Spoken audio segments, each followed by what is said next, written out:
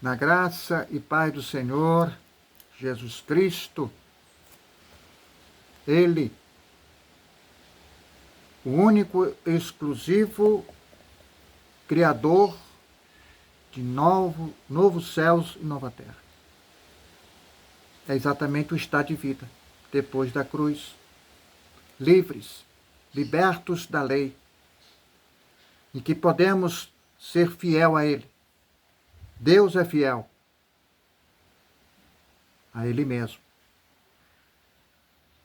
As suas promessas, que foram todas cumpridas.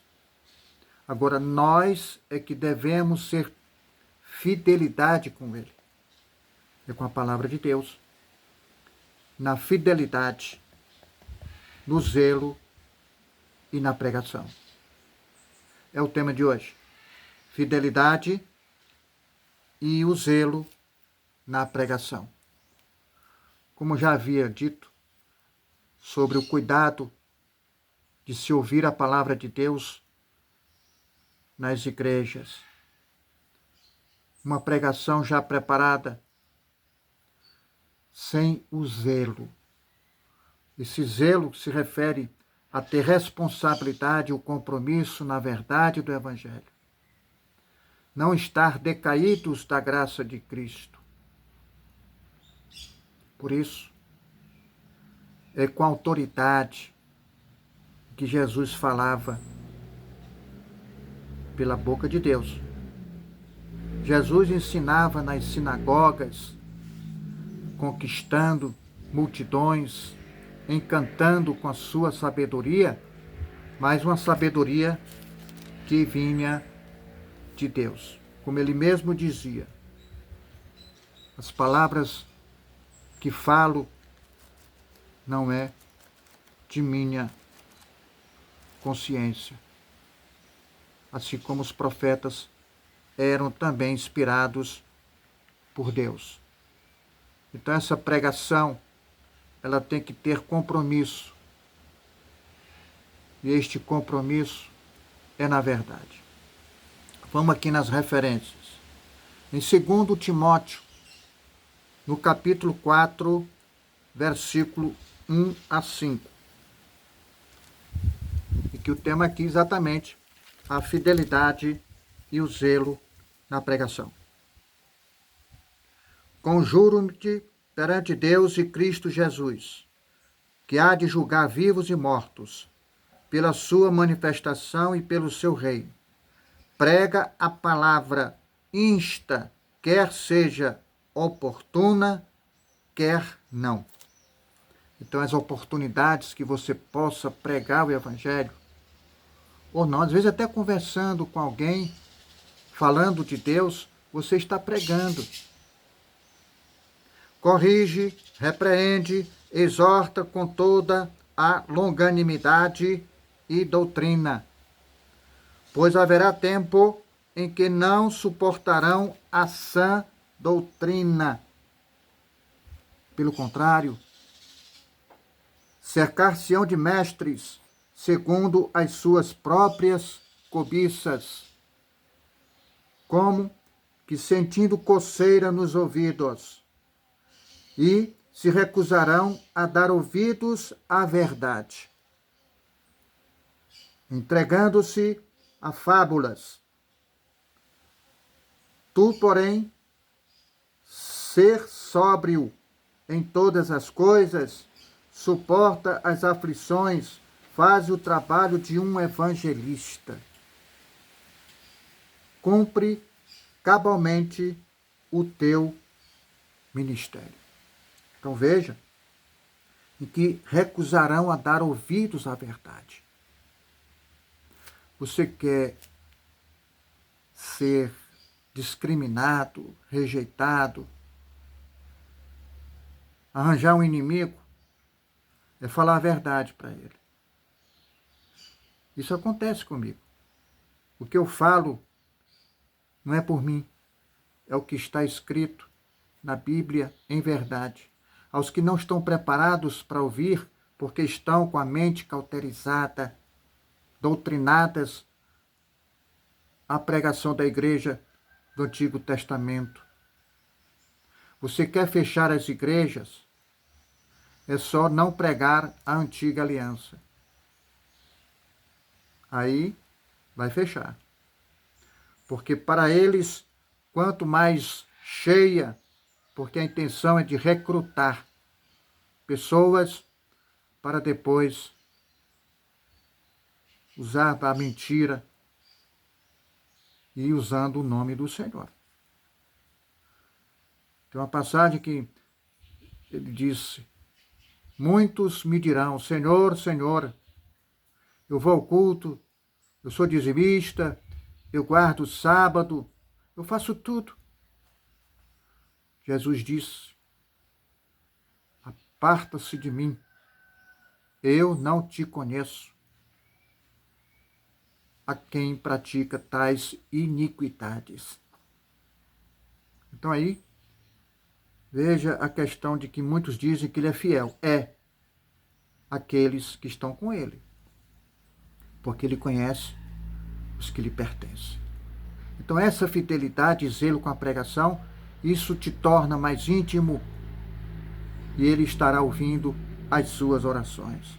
Veja que aqui ele diz, e que há tempos que não suportarão a ouvir a sã doutrina. Por isso que muitos questionam, é um desengrejado, ele tá louco, porque a sabedoria de Deus é loucura para estes que não estão preparados para ouvir a palavra de Deus. Vamos aqui na oportunidade que nós temos de pregar. No versículo 3 fala, não suportarão a sã doutrina. Em 2 Timóteo, continuando no capítulo 3, voltando aqui, no capítulo 3, versículo de 1.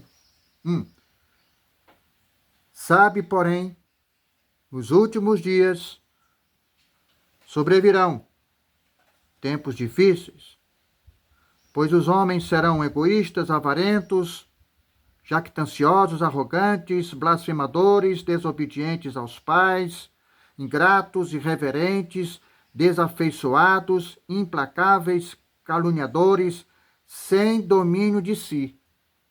Aí aqui está, com a mente cauterizada, alienados a uma doutrina do engano, não tem domínio próprio. Quem está na verdade está selado. Cruéis, inimigos do bem. Lá no versículo 6. Pois entre estes se encontram os que penetram sorrateiramente nas casas e conseguem cativar mulherinhas, sobrecarregadas de pecados, conduzidas de várias paixões. Olha aqui. As vítimas. Isso acontece, hein? Versículo 7. Que aprendem sempre e jamais podem chegar ao conhecimento da verdade. Olha que coisa interessante. Continuando em 2 Timóteo, o capítulo 1, versículo 8.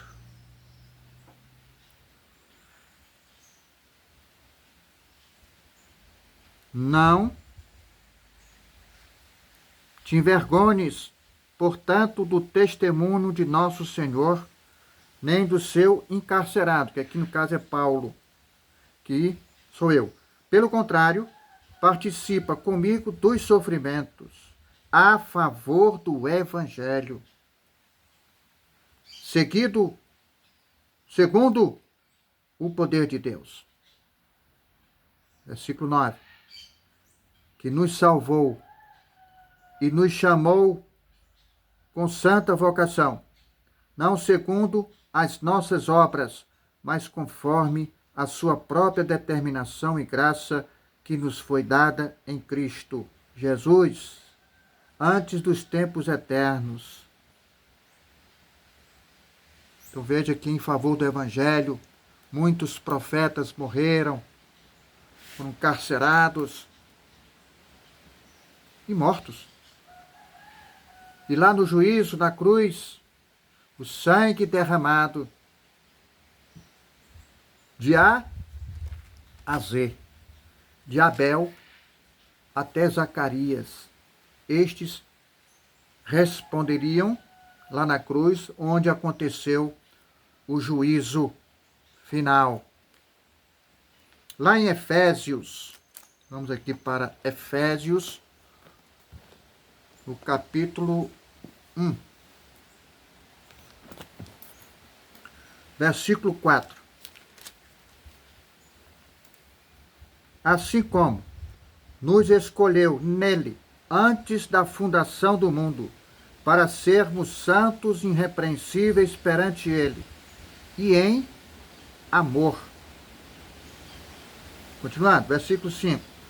Nos predestinou para ele, para a adoção de filhos, por meio de Jesus Cristo, segundo o beneplácito de sua vontade. Versículo 6. Para louvor da glória de sua graça, que ele nos concedeu gratuitamente no amado.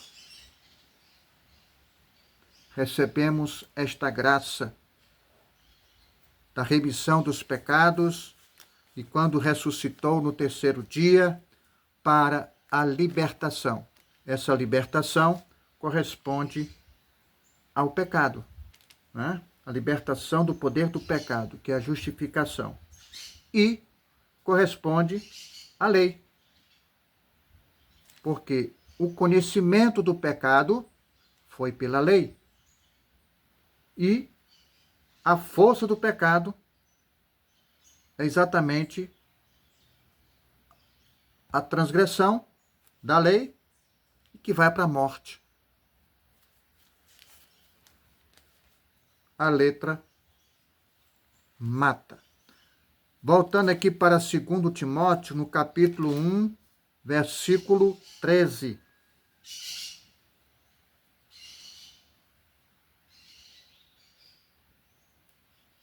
Mantém o padrão das sãs palavras que de mim ouviste, com fé e com o amor que está em Cristo Jesus. Os que guardam a palavra de Deus, guarda não só para si, mas que você possa transmitir e dar bons frutos.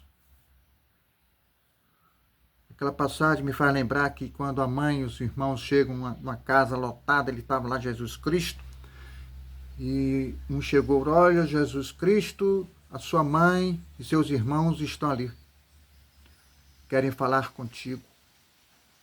Então ele olhou para os discípulos e os que estavam lá, apontando, estes que ouvem a palavra de Deus, guardam, estes são minha mãe e meus irmãos.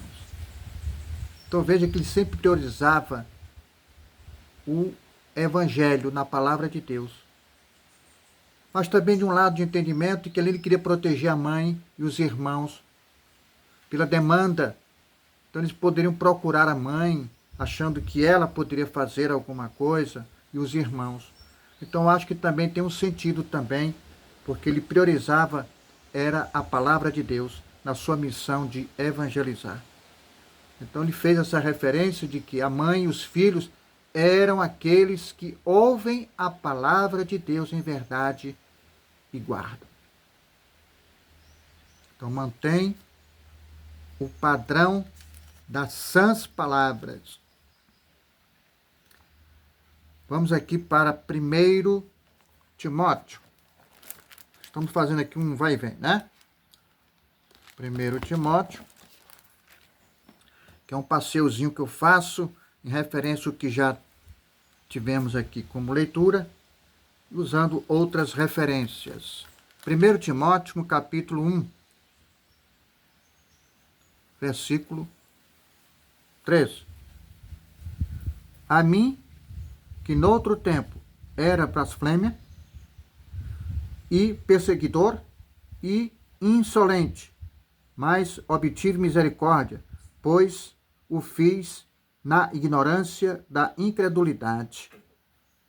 Que a graça e eficácia na experiência do apóstolo Paulo, porque ele era incrédulo.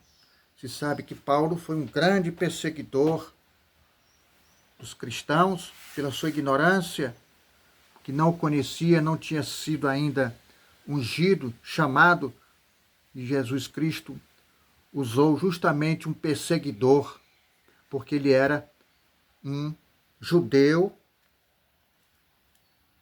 afinco, bem destacado debaixo da lei. E assim ele foi usado e foi um grande profeta.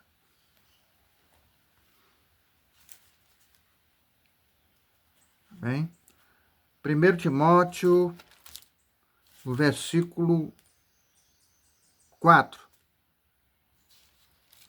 Capítulo 1, versículo 4. Nem se ocupem com fábulas e genealogias sem fim, que antes promovem discussões no que o serviço de Deus na fé. É o que a gente vê muito por aí. Pessoas perdendo tempo, discutindo, até em debates sobre assuntos, temas que realmente não têm unção nenhuma. Uma vez eu estava vendo um questionário, que a gente procura sempre ler alguma coisa para poder aprender, acrescentar, e tinha uma pergunta assim: qual era o apóstolo que usava chapéu? O que vai me interessar saber qual é o apóstolo que usa chapéu? Não tem nenhum valor espiritual relevante para Deus. Então, certas coisas como aqui genealogias e fábulas, pessoas discutem coisas que realmente não têm fundamento para o Evangelho. Pessoas inteligentes, eu vejo debates de alguns pastores, eu acompanho, eu gosto de acompanhar alguns, e eu vejo que eles têm um conhecimento extraordinário, mas não têm a sabedoria do Evangelho, da revelação. E tem aqueles debates, discussões de temas que realmente não são relevantes, porque estão na antiga aliança.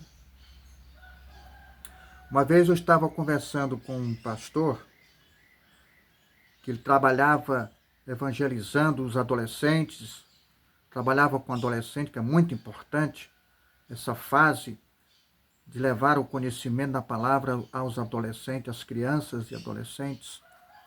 E ele disse que não conseguia ter um bom resultado, porque ele pregava horas e horas e se tornava cansativo e eles perdiam o interesse e a atenção.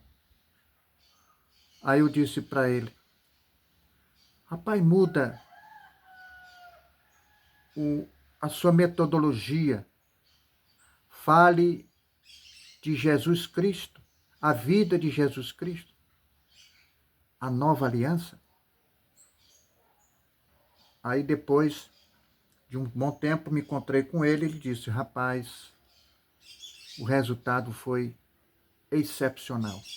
Porque quando eu ia falar da antiga aliança, sobre esses costumes e tradições, realmente não trazia interesse. E quando eu comecei a falar da vida de Jesus Cristo, aí o resultado foi extraordinário. Então é exatamente nessa fidelidade da pregação, de sabermos em que o que interessa, o que edifica a igreja, o que edifica na pregação, é falar de Jesus Cristo e suas maravilhas. Vamos aqui em Romanos, para a gente concluir o tema de hoje, nessa fidelidade na pregação. O passeio. Romanos, no capítulo 8, versículo 21.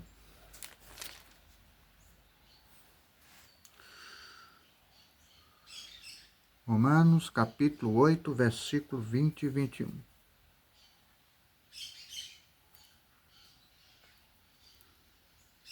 Desculpe, não é 8, é capítulo 2, porque aqui a minha letra aqui foi... No capítulo 2, versículo 20 e 21.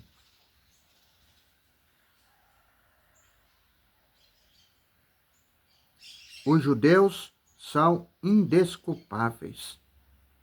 Lembrando que sempre fazer uma leitura do contexto, né? Para que a gente possa entender o que nós estamos tendo como referência aqui na leitura. Versículo 20. Instrutor de ignorantes. Quem são? Aqui está falando dos judeus, tá? Instrutor de ignorantes, mestre de crianças, tendo na lei a forma de sabedoria e da verdade. Eles colocam assim: parece sabedoria. Tu, pois, que ensinas a outrem, não te ensinas a ti mesmo? Tu que pregas que não se deve furtar e furtas? Dizes que não se deve cometer adultério e o cometes? Abominas os ídolos e lhes roubas os templos? Estou estendendo a leitura. Tu que te glorias na lei, desonras a Deus pela transgressão da lei? Pois, como está escrito, o nome de Deus é blasfemado entre os gentios por vossa causa. Os judeus trazendo para si, para ficar debaixo da lei, o que se chama de prosélitos, aqueles que passam a ficar debaixo da lei judaica, tornando-se 2 vezes pior o seu estado que antes. Então eles querem cumprir a lei e não cumprem. Não cumprem. Já citei alguns exemplos. E assim, como nós temos hoje gentios nas igrejas, gentios querendo viver como judeus, querendo reconstruir o que Cristo destruiu na cruz. A lei expressa em ordenanças, faça aquilo, não faça aquilo, se fizer isso, você não receberá bênção, se você deixar de fazer isso, você não... Enfim, os fardos pesados, que não traz salvação. Porque, na verdade, você já tem a salvação. Na cruz, Jesus Cristo ressuscitou para a salvação. Então, recebemos esta graça da salvação. Não temos que fazer mais nada, porque Ele já fez. O que podemos fazer é adorar a Deus em espírito, porque Ele é espírito, e fazer o bem, amor ao próximo e amar a Deus com todo o seu entendimento, força e coração. Estejam na paz, na graça do Senhor Jesus Cristo e sejamos fiéis na pregação. Na verdade, com justiça. Amém. Deus abençoe a todos.